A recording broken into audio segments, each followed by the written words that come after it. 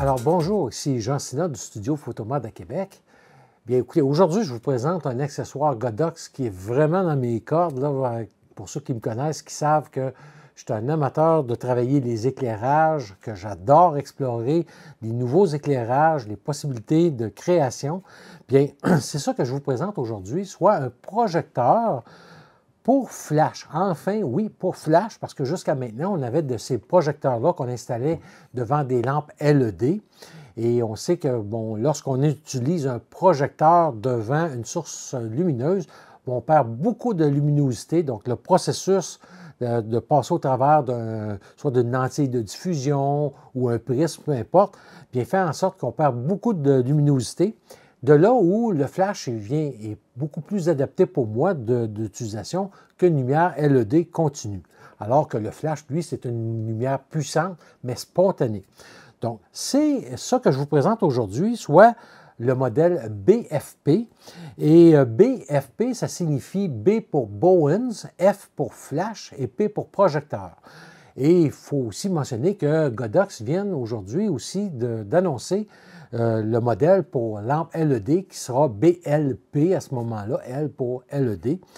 Et moi, celui que je vous présente est vraiment conçu pour les flashs et je suis vraiment heureux de ça parce que vous allez voir, je vous réserve des tests parce que, bon, normalement, on va utiliser ça avec des flashs de très haute puissance, mais vous allez rester surpris. Je l'ai testé avec des flashs de faible puissance aussi, et on va voir qu'on peut faire des belles choses avec ce projecteur-là. Et le projecteur aussi fait en sorte que depuis quelques années, on voit que les projections de gobo sont très populaires. Les gobos, vous savez, c'est ces petits disques métalliques-là qu'on insère dans des projecteurs justement qui ont des formes, soit de fenêtres, de stars verticaux, bref, des motifs. Et bon, c'est très, très populaire et jusqu'à maintenant, on avait ça de disponible principalement que pour les lampes LED. Maintenant, on a vraiment d'adapter ça pour le flash. Donc, c'est ce modèle-là que je vous présente aujourd'hui, ainsi que plusieurs accessoires. Je vous le dis, là, c'est vraiment fabuleux. Et les tests que j'ai faits avec Sandra, bien, vous allez voir, c'est très créatif. On a eu du plaisir avec ça. Et une chose que je tiens à souligner aussi également, parce que souvent, les gens vont faire des tests avec des nouveaux produits, ces choses-là. Mais moi, avant de demander à Sandra de venir faire le modèle pour moi et qu'on explore ça, j'aime bien savoir à quoi elle doit s'attendre. Donc, souvent, qu'est-ce que je vais faire, avant même qu'elle soit arrivée, je vais faire mes propres tests. Je vais aller jouer le modèle, je vais être tout seul, une chance, et devant le projecteur. Et là, je veux voir comment que l'éclairage est. Est-ce que c'est puissant? Est-ce que c'est fort? Est-ce que c'est dérangeant? Et parce que, bon, moi, quand je suis derrière la caméra, ça va bien, c'est rapide, je suis dans l'obscurité, mais la modèle qui est vraiment, elle, devant la lumière, qui reçoit des coups de flash ou une lumière continue puissante, bien, ça peut venir qu'à être nuisant à la longue. Donc, j'aime bien voir, en tout cas, l'effet que ça a sur un modèle, et je l'ai testé aussi. De là où, pour moi, ce modèle-là, pour flash, est vraiment excellent parce que je l'ai testé je l'ai monté sur une lampe LED de 200 watts et vraiment là, j'étais seulement à 200 watts et je trouvais que ça commençait à être puissant pour les yeux. Et on va le voir de toute façon, lorsqu'on a des modèles que la lampe est puissante, on a des yeux plus petits, ils vont être crispés. Alors qu'un coup de flash, bien, on va cligner des yeux souvent après l'émission du flash. Donc pour moi, c'était vraiment une autre chose à explorer et c'est une autre raison pourquoi j'aime le projecteur pour flash. Donc, on va regarder en détail aujourd'hui les accessoires qui viennent, qui sont compris avec, les accessoires aussi que j'ai pris en option et toutes ces choses-là et les tests pratiques. Donc, tout d'abord, lorsqu'on achète le kit de base, qu'est-ce qui est inclus? On va avoir naturellement le projecteur. On va avoir un support pour gel, donc on peut venir mettre des gels dans le devant de l'objectif. On va avoir un support pour gobo. On va avoir un objectif de 85 mm qui est fourni et on va avoir un ensemble de 6 gobos, donc qui est inclus là avec un sac de transport qui est rembourré et que je vous montre ici même. Donc c'est vraiment un sac là, qui vient protéger le tout, qui est quand même très rigide et que tout va embarquer à l'intérieur. Donc vraiment là, un autre bel item là, qui est inclus avec l'ensemble. Donc, l'accessoire de projection BFP, bien, ça vient façonner la lumière de façon à donner des rendus très différents. Et la tête est rotative à 360 degrés. Donc, qu'est-ce que ça veut dire? C'est que, tout d'abord, on va voir l'objectif, comme je vous disais, de 85 mm. Qu'est-ce qui va arriver à ce moment-là? C'est, tout d'abord, on va avoir une monture EF. Donc, c'est la monture Canon, qui est à une monture baïonnette. On va avoir d'un caoutchouc tout autour de l'objectif. Donc, pourquoi? Parce que ça peut devenir chaud lorsqu'on a une lampe pilote, par exemple, qui est allumée longtemps et qui est de bonne puissance. Et on va avoir sur l'objectif aussi une bague de mise au point. Pourquoi? Pour pouvoir permettre de venir faire des cercles qui vont être avec des contours très nets ou flous. Donc ça, c'est pour donner des dimensions à notre photo. Si, exemple, je prends un flash avec le sujet inclus dans la projection. Puis à ce moment-là, ça se peut que mon sujet va être collé presque sur mon fond et je vais avoir le fond qui va être bien découpé, qui va être net. Alors que si je projette un fond rond sur ma scène, le fond de scène, puis que je mets un deuxième flash pour éclairer mon sujet, bien ça se peut que je veux avoir un fond qui va être les contours plus flous pour donner une dimension avec mon sujet qui va être net. Donc, ça va être avec l'objectif ici qu'on va avoir, qu'on va venir pouvoir faire la mise au point. Et en plus de ça, le projecteur est équipé de volets. Donc, on va avoir 4 volets ici qui vont nous permettre de faire des formes différentes. Et la beauté de ça, c'est que même si on a un autre accessoire qu'on va voir tantôt, soit un gobo ou un iris, on peut venir fermer partiellement ou complètement l'effet qu'on va donner. Donc, on peut faire des demi-cercles avec ça. On peut faire un paquet de trucs. Donc, c'est vraiment très agréable. Et comme je vous disais, bien, en plus de ça, si on a mis notre gobo qu'on veut, on dit, ah, on a mis le gobo à l'envers parce que ça projette à l'envers. Donc, on peut, au lieu de sortir et tout refaire, on peut tourner la tête et on entend qu'on a un déclic à chaque 90 degrés. Donc, encore là, c'est vraiment bien pensé, bien songé de la part de Godox. Maintenant, pour en retirer l'objectif, on a un bouton poussoir comme sur un appareil photo. C'est à baïonnette, on tourne et on enlève notre objectif. On peut également se procurer 3 autres objectifs chez Godox pour le projecteur. Donc, on va avoir aussi un objectif de 48 mm qui devrait être disponible prochainement. On a le 65 mm ainsi que le 150 mm. Et ici, bien, comme vous voyez, j'ai aussi pris le 65 mm. Pourquoi? Parce que je voulais être certain que la longueur de focale que je vais avoir à mettre sur le projecteur soit de grand angle pour la pièce que j'ai. Donc, parce qu'on va voir que selon le type d'objectif, comme vous voyez sur la photo, bien, un 48 mm pour la même distance, je vais avoir un très grand cercle, alors que le 65 mm, je vais avoir un cercle plus petit, 85 mm encore plus petit, et ainsi de suite, jusqu'à 150 mm. Donc, c'est pour ça que j'ai commandé les 2 objectifs afin qu'on puisse faire des tests ensemble et que je puisse m'assurer d'avoir les bons objectifs pour travailler ici en studio. Également, il faut savoir aussi que la monture qui est Bowens, qui est ici en avant, bien, on a 4 petites vis qu'on peut enlever et on peut venir se procurer pour ceux qui ont, exemple, un flash Pro Photo ou encore monture Godox ou Broncolor, un anneau rapide pour pouvoir venir fixer sur sa marque de flash. Donc, vraiment, encore là, Godox nous donne la possibilité d'installer ça sur d'autres marques de flash. Au point de vue des spécifications, on voit ici que quand même, le projecteur pèse à lui seul 1,3 kg. Ici, on prend le 85 mm, donc j'ajoute un demi-kilo, on est rendu à 1,8 kg pour l'ensemble. Et donc, il faut s'assurer que notre pied de lumière soit suffisamment résistant pour soutenir le projecteur et le flash en plus, parce que ça va tout s'emboîter ensemble. Je vais vous le montrer d'ailleurs tantôt. Et bon, moi, j'utilise les pieds Manfrotto 10004 BAC et aucun problème pour soutenir le poids du flash et du projecteur.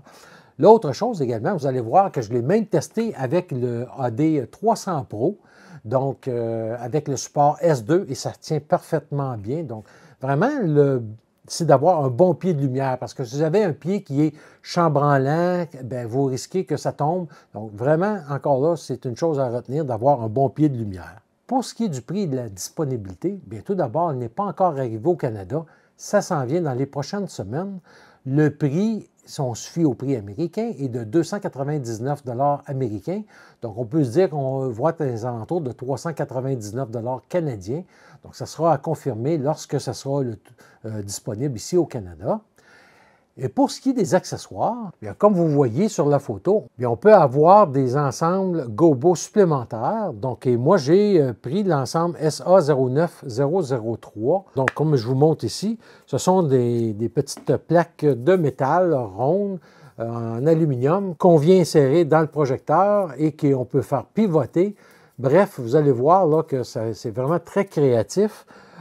J'ai celui qui est fourni aussi avec l'ensemble lorsque je l'ai eu. À noter également qu'on peut avoir des compagnies qui fabriquent des gobos de même dimension. Il faut savoir qu'ils sont de 66 mm de diamètre.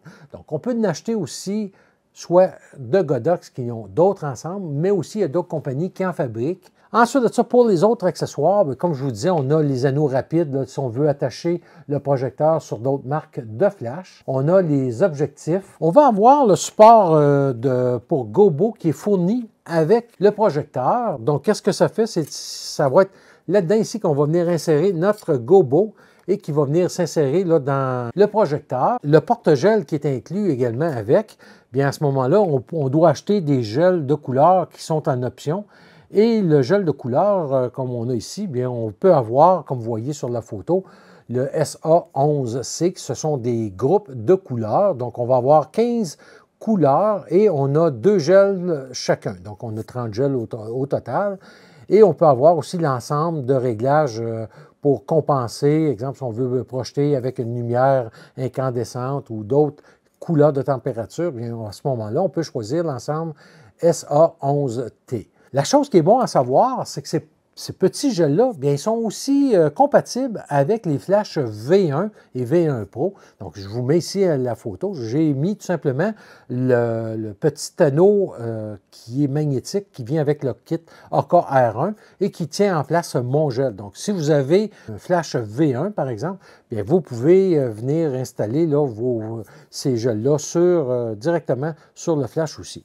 L'autre item qu'on va avoir, qui est aussi vraiment fabuleux, qui est un peu coûteux, mais qui en vaut la chandelle, c'est un iris. Donc, c'est exemple, je vais vous donner, si moi, avec mon 85 mm, je suis un peu trop puissant pour le fond, donc je n'ai pas assez de recul, qu'est-ce que je peux faire avec l'iris? Bien, je peux venir, à ce moment-là, rapetisser mon cercle et en faire un plus petit. Donc, c'est vraiment très créatif selon la distance qu'on va avoir, mais aussi je peux venir, par exemple, comme on voit sur la photo, venir éclairer juste un œil d'une personne ou une partie d'une personne ou d'un produit. Bref, c'est avec l'iris qui va aller à l'endroit qu'on met le porte-gobo normalement. Donc, c'est un autre accessoire qui est vraiment là très pratique. Pour ce qui est des prix, bien les objectifs, comme vous les voyez ici, ce sont les prix qui vont être à confirmer. Mais je vous ai mis les prix en argent américain et ensuite de ça avec une transposition en argent canadienne. Donc, pour l'autre partie, qu'est-ce qu'on va faire? On va aller en studio. Je vais vous montrer un peu comment j'ai fonctionné lors de mes tests et aussi les résultats avec les objectifs. Donc, une partie démonstration, si on veut, avec le projecteur. Et aussi, par la suite, avec Sandra, où on a fait un shooting photo que j'ai testé plusieurs éclairages avec ça. On s'est vraiment bien amusé. Et je vous reviens là pour la conclusion. Alors, on passe à la partie démonstration du BFP. Donc, tout d'abord, qu'est-ce qu'il faut savoir, c'est que ça vient en quelques parties dans la boîte et dans l'étui. Et la première partie qu'on doit attacher, qui est ici, qu'est-ce qu'il faut savoir, c'est que le poids est quand même plus porté vers l'avant sans l'objectif qu'on va avoir. Donc, je ne sais pas si vous êtes en mesure de voir, mais on a à l'intérieur ici une espèce de plaque de verre de diffusion, donc qui va venir aider à diffuser la lumière du flash. Et c'est la monture Bowens. Donc, tout simplement, qu'est-ce qu'on fait? On va venir l'insérer. Et on va voir que sur tout le tour, ici, on a une petite flèche qui est ici, comme vous voyez ici, une petite flèche pour nous indiquer qu'on va venir placer cette patte-là vis-à-vis le bouton d'éjection. Donc, on vient tout simplement le rentrer ici et on le tourne en place, ça clique, il n'y a pas de problème. Il faut s'assurer que notre pied ici soit vraiment bien serré parce qu'avec le poids qui va être en avant, si on est mal serré, bien, ça va déporter vers le bas. Donc ça, c'est la première partie. Après ça, on peut fixer l'objectif. Donc, on vient, ça clique et c'est pas compliqué. On a un bouchon ici, cette partie ici qui va nous aider à faire le focus. D'ailleurs, tantôt, qu'est-ce qu'on va faire? C'est que je vais vous faire une démonstration, là, vraiment avec les lumières tamisées et tout ça. Donc, vous allez voir à quoi va servir cette bague de mise au point-là pour venir mettre les côtés soit des formes ou du cercle vraiment très net ou plus flou. Donc, si on veut donner de la profondeur de champ ou des effets différents lorsqu'on utilise soit avec un éclairage secondaire ou seul, bien à ce moment-là, ça va être ici qu'on va pouvoir venir le faire. Avant d'aller plus loin, qu'est-ce qu'il faut faire attention? Et je vous le dis parce que, bon, quand on n'est pas habitué à ça, lorsqu'on veut enlever le projecteur, et on va voir le poids. Avec l'objectif, là, ça devient vraiment beaucoup plus lourd, débalancé vers l'avant. Donc, qu'est-ce que moi je vous conseille de faire? C'est de le prendre par en dessous ici et de venir appuyer sur le bouton d'éjection. Si vous le tenez de même, vous allez être surpris par le poids et ça risque de tomber au sol. Donc, vraiment, on le prend ici, on vient le chercher. Et là, on voit qu'il n'y a pas de problème. Parce que je vous le dis, là, c'est vraiment déporté vers l'avant. C'est pas problématique, mais c'est juste qu'on peut se faire surprendre. Moi, j'ai été surpris lorsque je l'ai utilisé. Donc, et la même chose, lorsque je vais le rentrer, je vais le mettre ici, je clique, et voilà, il n'y aura aucun problème. Et on a notre bouton d'éjection pour l'objectif. Donc, on appuie dessus, on vient pouvoir le remplacer. Donc, je vais avoir le 65 mm que moi, j'ai commandé en même temps que le 85 qui, lui, vient en kit, comme on a vu tantôt. Ensuite de ça, qu'est-ce qu'on va avoir si on continue le tour du projecteur comme tel? On va avoir nos fameux volets. Donc, on va le voir tantôt. C'est avec ça ici qu'on peut venir faire des formes. Donc, je peux venir fermer, ouvrir si je veux avoir le cercle complet. Ça va être ici. Si je veux avoir seulement des petites formes. Et qu'est-ce qui est agréable? C'est, admettons que je me suis enligné, j'ai fait ma forme et que je ne suis pas bien enligné. Bien, la tête qui est ici, elle pivote à 90 degrés. Donc, elle peut faire le tour complet. Et à tous les 90 degrés, vous allez entendre, on a un clic. Donc, vraiment, ça nous permet de s'orienter là, si on veut avoir vraiment au 90. Et on va avoir une petite flèche là, qui nous indique lorsqu'on revient avec la ligne qui va être sur le dessus. Et pourquoi cette flèche-là? C'est qu'on a un autre petit compartiment qui est ici. Et ce compartiment-là qu'on fait tout simplement dévisser pour ouvrir, c'est ici qu'on va venir insérer, par exemple, nos gobos ou encore un iris. Donc, je vais commencer par vous montrer l'iris comme tel. Alors, comme on voit, c'est ça ici qui est le système de l'iris et on voit là, que ça ferme et ça rouvre là, vraiment là, comme un diaphragme, autrement dit, d'un objectif photo. Et là, qu'est-ce qu'on fait? Vous allez voir, là, il y a comme une plaquette qui est plus avancée, le cercle, puis de l'autre côté, qu'on a des rails chaque côté. Donc, les côtés de rails vont vers l'intérieur et le cercle va vers l'objectif, donc rond contre rond, puis plaquette contre le flash, la tête de projecteur. Et là, je fais tout simplement l'insérer. Donc, je vais ici dedans, je l'insère et c'est pas plus compliqué que ça. C'est tout. Et après ça, quand que je veux ajuster, mais ça me permet d'ajuster. Et toujours en combinaison avec l'objectif, je peux faire que mon iris ou mon cercle qui va sortir va être net ou va être flou. Et encore là, on peut toujours, en tout temps, venir jouer avec nos volets. Donc, tout ça, ça vient ensemble et ça peut toujours être compatible. Donc, je vais enlever ensuite de ça l'iris qui est ici.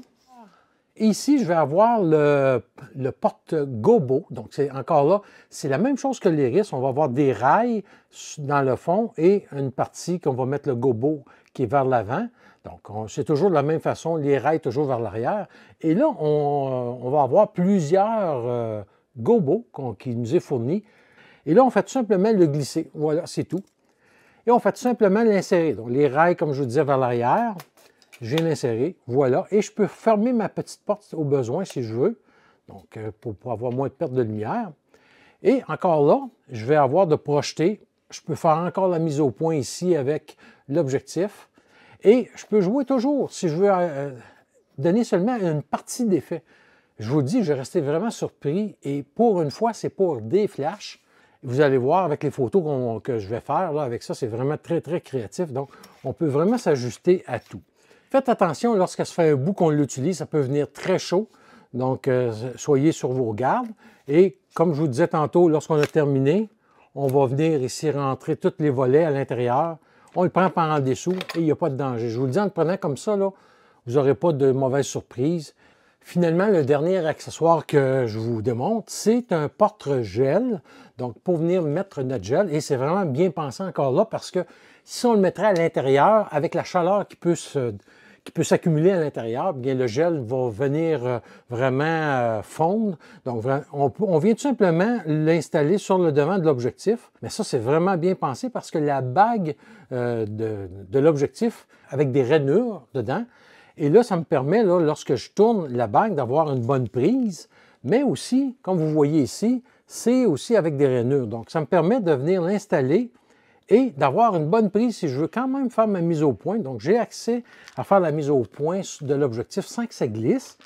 Et là, on a un ensemble de gel qu'on peut avoir, qu'on peut acheter chez Godox. Qu'est-ce qu'on fait? On vient tout simplement, il y a quatre, comme vous avez vu ici, là, on a quatre côtés qu'on peut mettre le gel. Donc, moi, qu'est-ce que je fais? On pourrait le rentrer dans les quatre si on veut, mais moi, pour l'avoir testé, qu'est-ce que je fais? Je le mets par en haut, on rentre dans la coche et par en bas. Et voilà, ça tient, je vais vous le montrer, je vais le tourner ici. Donc, comme on voit, ça tient quand même là, très, très bien. Là. On voit là, que c'est... puis même, je peux jouer à ce moment-là avec. Et c'est rapide d'utilisation et pour l'enlever. Donc, vraiment, encore là, une bonne chose que Godox nous fournit. Si vous n'avez pas ces gels-là, vous ne les avez pas achetés, bien, on peut toujours aller dans les boutiques, vous savez, où on fait la location de projecteurs sur la scène pour des spectacles, des trucs comme ça. On peut acheter nos gels en grandes feuilles et les découper aux dimensions qu'on veut avoir. Donc voilà, c'était la présentation du fonctionnement. Donc pour regarder rapidement, on va avoir nos volets qui sont ici. Donc c'est avec les volets qu'on va pouvoir donner des angles qu'on veut travailler. Et bon, on ajuste comme on désire. On peut venir fermer les coins. On peut ensuite de ça pivoter la tête. Donc je peux vraiment la pivoter comme je veux. Et bon, ça fonctionne très très bien là, avec ces volets-là. Et là, qu'est-ce que je vais faire? C'est que on a une petite porte ici qui vient s'ouvrir sur le dessus pour pouvoir venir mettre, bon, on va avoir l'iris.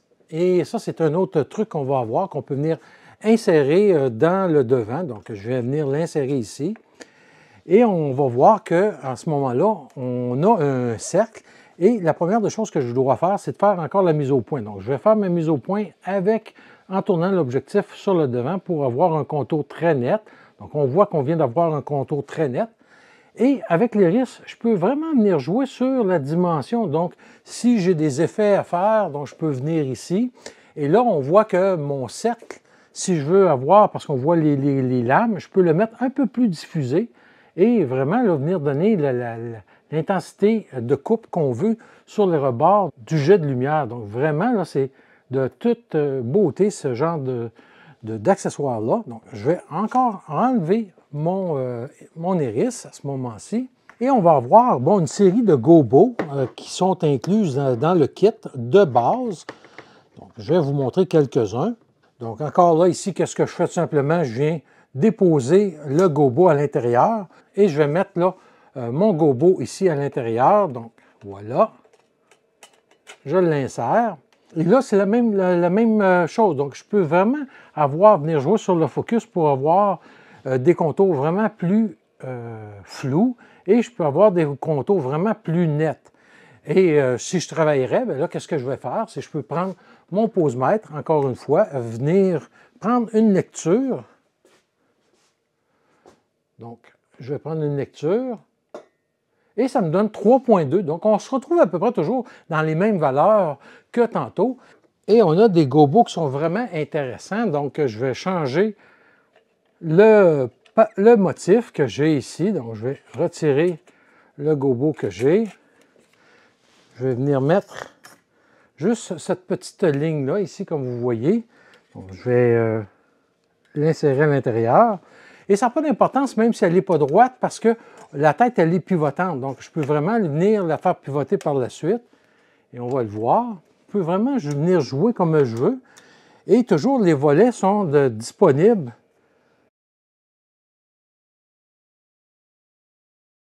Ils en ont vraiment des gobos qui sont géniaux. Et voilà. Donc, c'est vraiment... Et on peut jouer avec notre projecteur et lui donner des angles aussi. Donc, on peut vraiment faire un tas de trucs. Et c'est vraiment très intéressant là, comme gobo. On en a plusieurs, comme je vous disais. On a une fenêtre avec un angle. Donc, lorsqu'on n'a pas beaucoup de place, comme ici, par exemple. Donc, comme on voit, c'est vraiment là, intéressant comme effet. Et je peux pivoter. Et un petit truc, lorsque vous voulez l'avoir tout de suite à l'endroit, c'est le principe d'un optique. Ça veut dire que ça va être à l'envers. Donc, pour l'avoir à l'endroit, il faut qu'ici, ça soit à l'envers. Voilà. Et je l'ai vraiment à l'endroit directement. Des étoiles. On a ça ici comme exemple. Donc, on va voir ça ici, voilà. Donc, on plie ça toujours qui peut pivoter. Et un petit dernier, là, rapidement, parce qu'il y en a plusieurs autres. Donc, voilà. Donc, vraiment, on peut faire des trucs là, assez fabuleux avec ces gobos-là et le projecteur. Et en tout temps, on peut, comme je vous disais tantôt, venir avec les volets, venir chercher et pouvoir fermer certaines parties. Donc, je peux faire des motifs plus localisés. Donc, vraiment, là, génial. Donc, voici mon installation pour commencer mes tests avec le projecteur BFP. Donc, j'ai mon Z9 ici de monter et ici, j'ai installé un fond gris et j'ai le QT603M et là, j'ai monté sur le flash, le BFP et j'utilise là présentement le 65 mm. Donc, mais pour la dimension de la pièce qui est ici, bien, on va voir là, que c'est vraiment pour la distance le meilleur objectif. Et là, entre ici, le devant de l'objectif et le fond, j'ai 245 cm. Donc, on va pouvoir faire les tests. Et là, je vais voir avec tous les autres flashs. Donc, c'était vraiment pour vous démontrer là, la façon que je vais faire les tests. Et moi, bien, qu'est-ce qu'on va voir? Ça va être ça ici par en arrière, donc comme ça ici, qu'on va voir là, les tests. Donc, on passe aux résultats.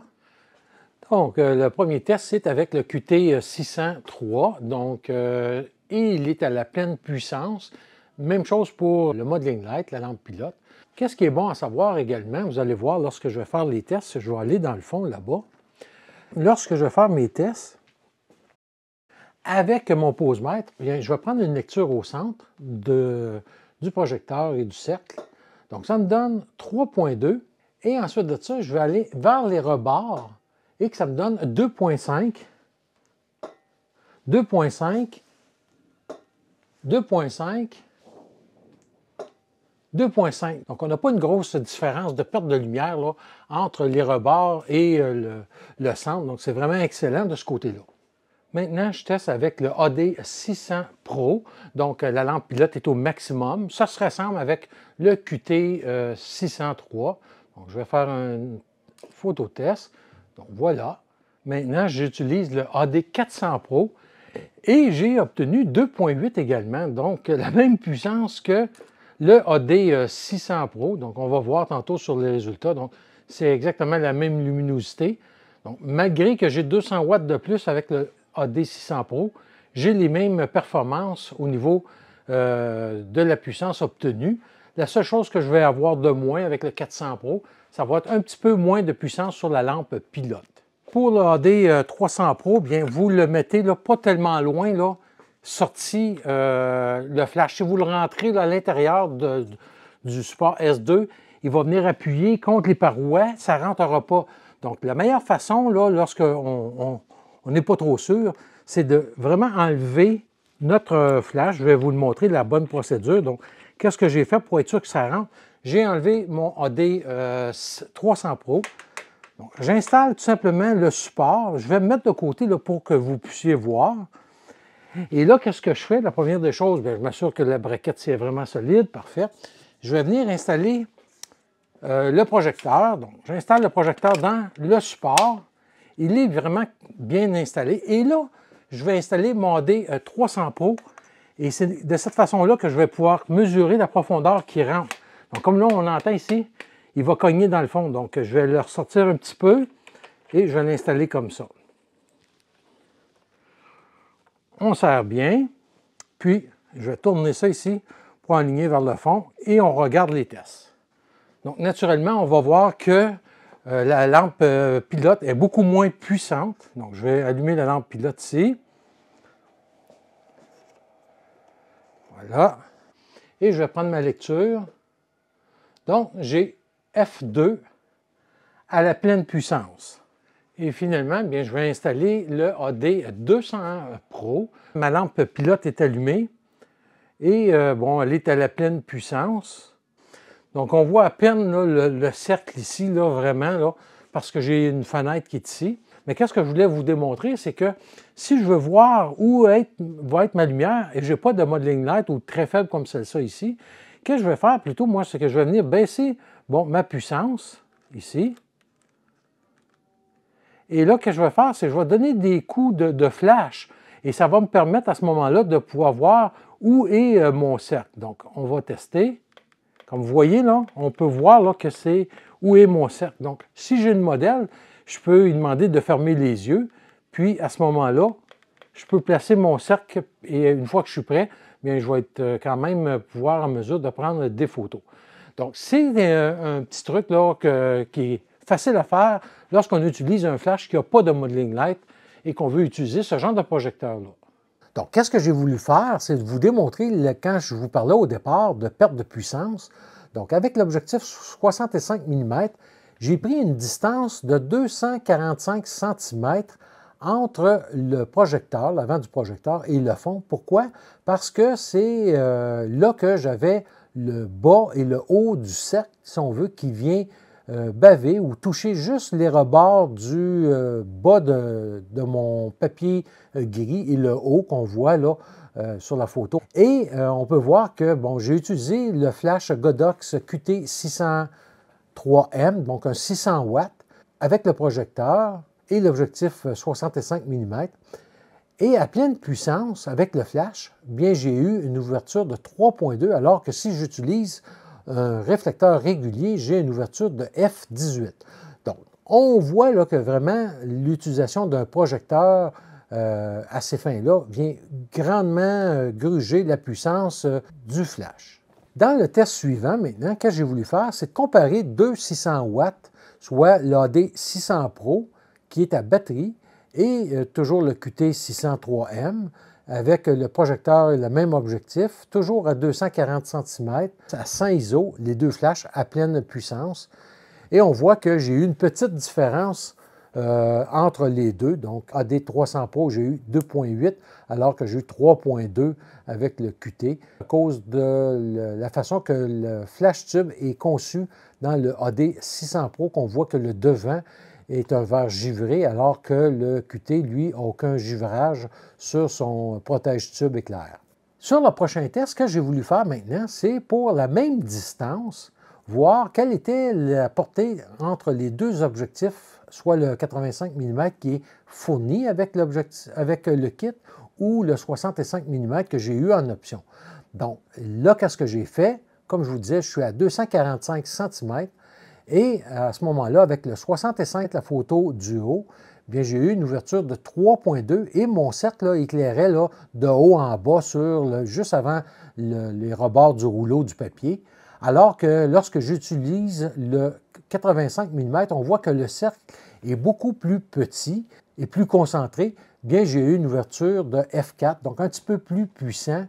Et si je ramène à ce moment-là mon 85 mm à 3,20 m pour obtenir la même dimension du cercle qu'avec le 65 mm à 245 cm, bien on voit que j'obtiens à ce moment-là la même ouverture. Donc, j'ai le 85 mm, autrement dit, me permet d'aller plus loin et de conserver la même puissance que j'ai eue avec le 65 mm. Donc, la différence, autrement dit, qu'est-ce que ça fait? On va le voir sur le prochain graphique. C'est pour vous démontrer la distance, et ça, c'est important lorsque vous voulez vous procurer ce kit-là par rapport à votre grandeur de studio. Donc, comme on voit, en 1, c'est mon rouleau de fond de scène.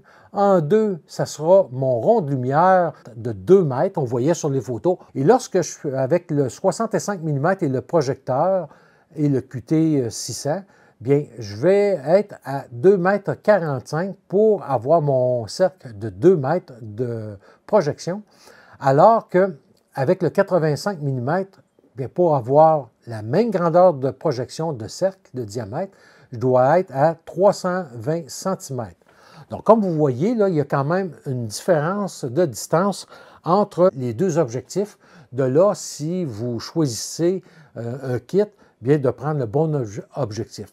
Présentement, je ne sais pas si le kit va être offert uniquement avec le 85 mm et qu'on va devoir acheter le 65 mm en option, mais ça serait bien que Godox nous donne l'option de prendre le choix d'un des 4 objectifs avec 4 prix différents naturellement, qui pourrait être vraiment un plus pour les gens qui recherchent un objectif spécifique. Donc au moins, ça vous donne une base de départ selon vos données les dimensions de votre local que vous avez.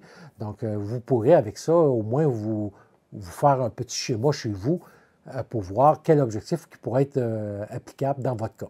Donc, qu'est-ce que j'ai fait? C'est que j'ai repris les mêmes données de départ, donc 2,45 m de distance entre l'avant du projecteur et le fond de scène pour avoir un cercle de 2 mètres éclairé. Et là, j'ai testé avec l'AD200 Pro. Et là, le AD200 Pro, j'ai mis la tête Cobra qui a une lampe pilote de 5 watts et vraiment dans la noirceur complète, je ne voyais absolument rien. Donc, ce n'est pas assez puissant pour passer au travers du projecteur. Mais le flash, lui, par contre, m'a donné un résultat de F4. Donc, le résultat le plus haut au point de vue puissance les 4 flashs que j'ai testés. Par contre, ça s'explique parce que la tête Cobra du AD200 Pro vient éclairer d'une façon plus concentrée. On voit là, sur le résultat obtenu, sur la photo là, de droite en haut, avec les flashs jaunes, qu'on a des parties beaucoup plus sombres dans le haut et dans le bas du cercle à cause de cette tête-là.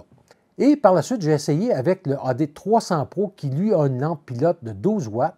Et là, je voyais un peu plus mon cercle sur le fond de scène, mais il faut vraiment quasi en noirceur totale pour qu'on puisse voir vraiment notre cercle. Et j'ai quand même eu une ouverture de F2 là, à 100 ISO, donc vraiment là, excellent avec un AD300 Pro, bien entendu, avec le support S2. Et avec le AD400 Pro, que je voyais très bien à ce moment-là sur le fond. Et j'ai eu une ouverture de 2,8, alors qu'avec le QT603M, bien j'ai eu à ce moment-là une ouverture de 3,2 avec une lampe pilote de 40 watts.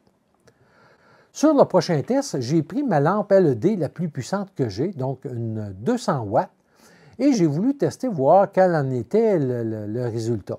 Donc, qu'est-ce que j'ai fait? C'est que j'ai repris mon QT603, toujours à 2,45 m entre le fond et le devant du projecteur, le flash et lampe LED à pleine puissance. Et là, qu'est-ce qui est arrivé? C'est que pour la lampe LED de 200 watts, bien, j'ai pris une vitesse moindre qu'au flash, donc 1/125e de seconde, et j'ai pris une ouverture très grande, l'ouverture la plus grande que j'ai sur mes objectifs, soit de 1,2.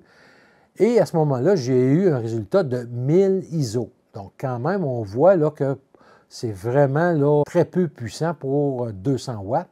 Et si j'utiliserais une lampe LED de 600 watts, j'aurais obtenu à ce moment-là 1,5 stop de plus, soit un résultat de 400 ISO. Donc, on voit que ça nous prend une lampe LED très puissante si on veut avoir des résultats intéressants et garder des bas ISO.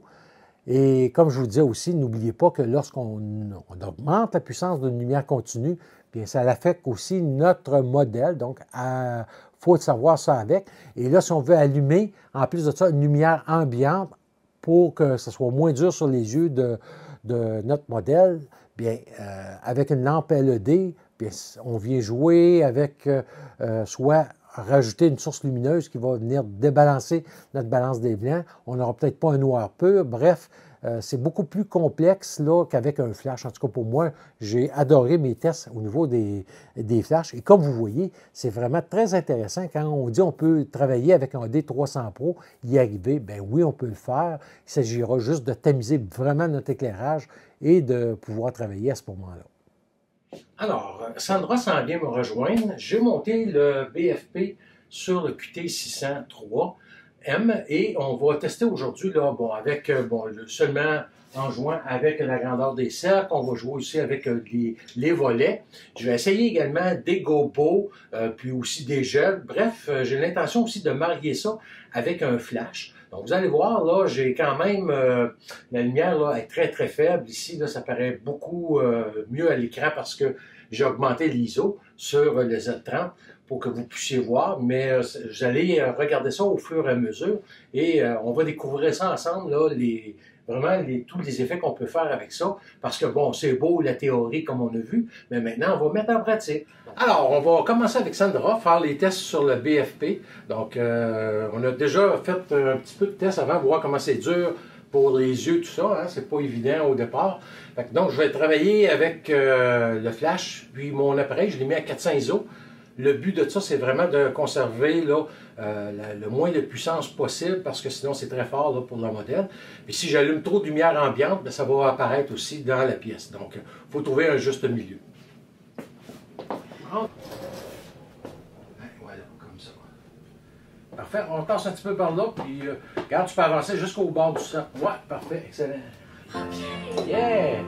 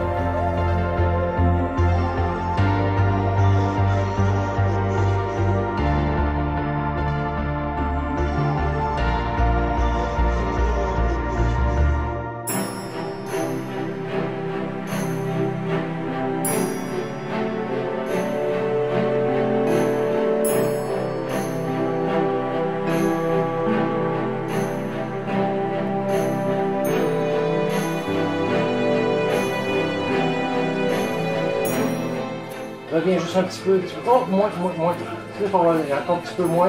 Oui. Un petit peu plus, Dorian. Oui.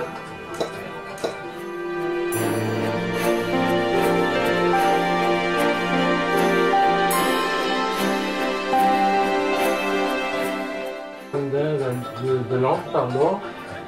Oui, comme ça, oui. Un petit peu moins.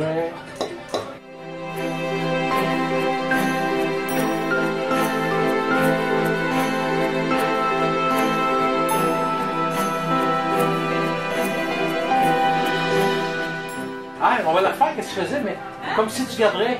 Ouais, tu étais comme ça, ouais, mais comme si tu tombais, mais garder le ballon, tu sais, comme si.